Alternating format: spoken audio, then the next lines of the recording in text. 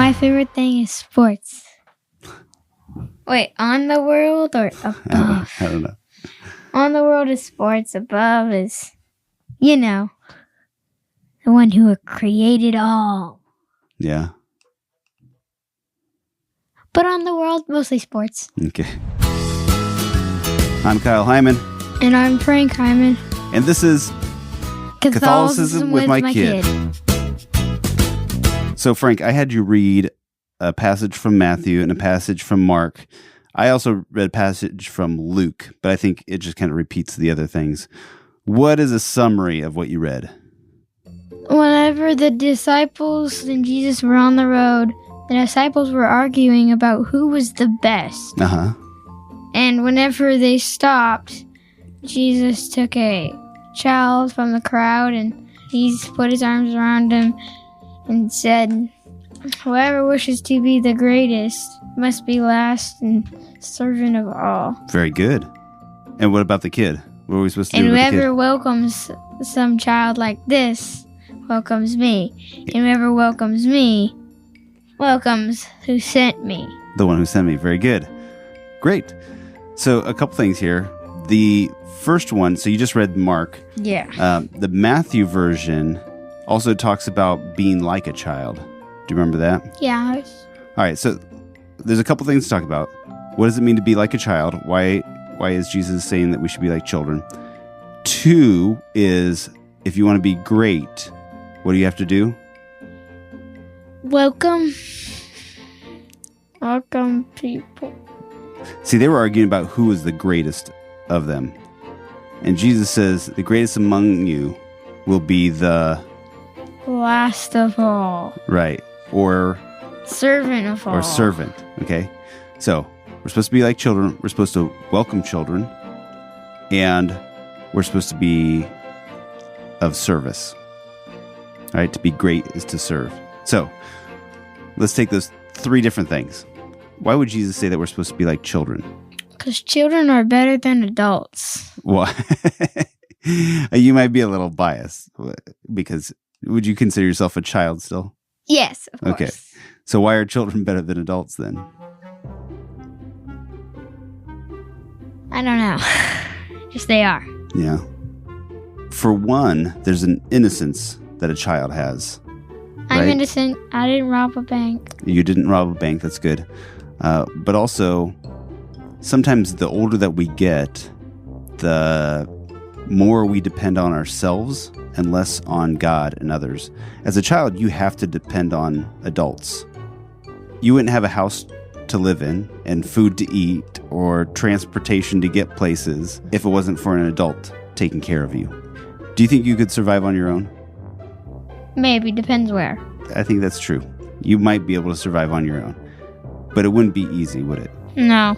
It wouldn't be a good life to live. It'd be a very hard life. I need a fishing pole, tent, and lots of warm weather. No winter. You have been watching a lot of survival YouTube videos, haven't you? Yeah, where you try not to die.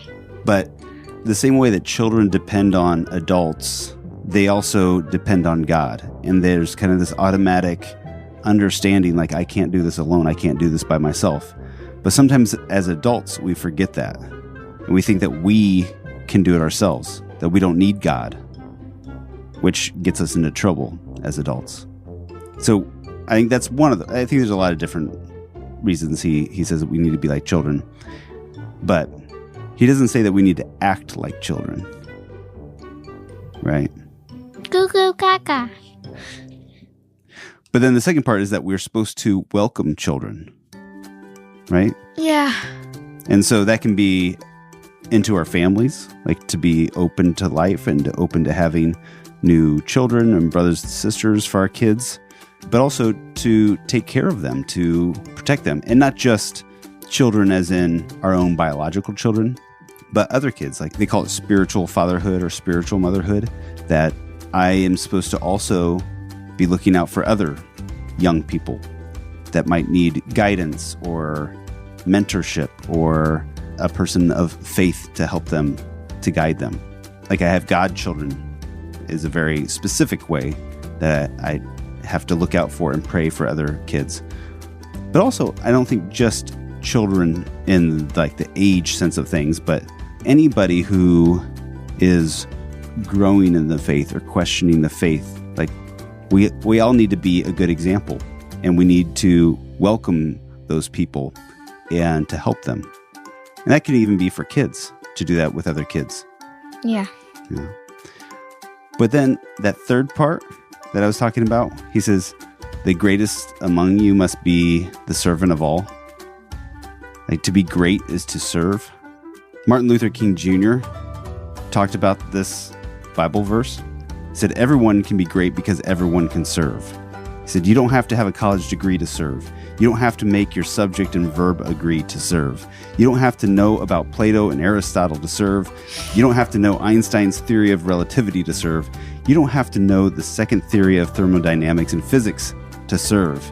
You only need a heart full of grace and a soul generated by love, and you can be that servant. So the disciples are arguing about who is great. And I don't know what they were basing that off of, like who is the smartest, or who's the strongest, or who was the best fisherman.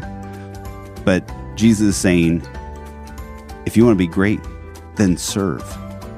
Serve each other, serve God, devote your whole life to service. Serving the children, serving the needy, serving your family, serving your siblings, serving your teachers, serving your students. Like, that is how we are great. So how can you serve? Help somebody out with groceries. Okay. What else? Let's come up with 5 things that a kid can do to serve. Groceries. Helping with groceries. Okay. Setting the table. Setting the table. Great one. Washing the dishes. Oh, washing the dishes. I like this. This is going good. Reading the stories to the baby ones. Reading stories to the baby ones. Okay. That's 4. How else can you serve? Think, all of those were kind of inside the family. Think about school. What's one thing that you could do to serve at school? Somebody's having trouble playing a game, and you help them out. You help them out playing a game? Yeah, like if they don't know how to play the game. Like at recess? Yeah. Oh, okay. Sounds good. And that's what it means to be great. Yes, get good grades. Yes, do your best at sports. Yes, work hard in all that you do. But Jesus says, if you want to be great, then serve.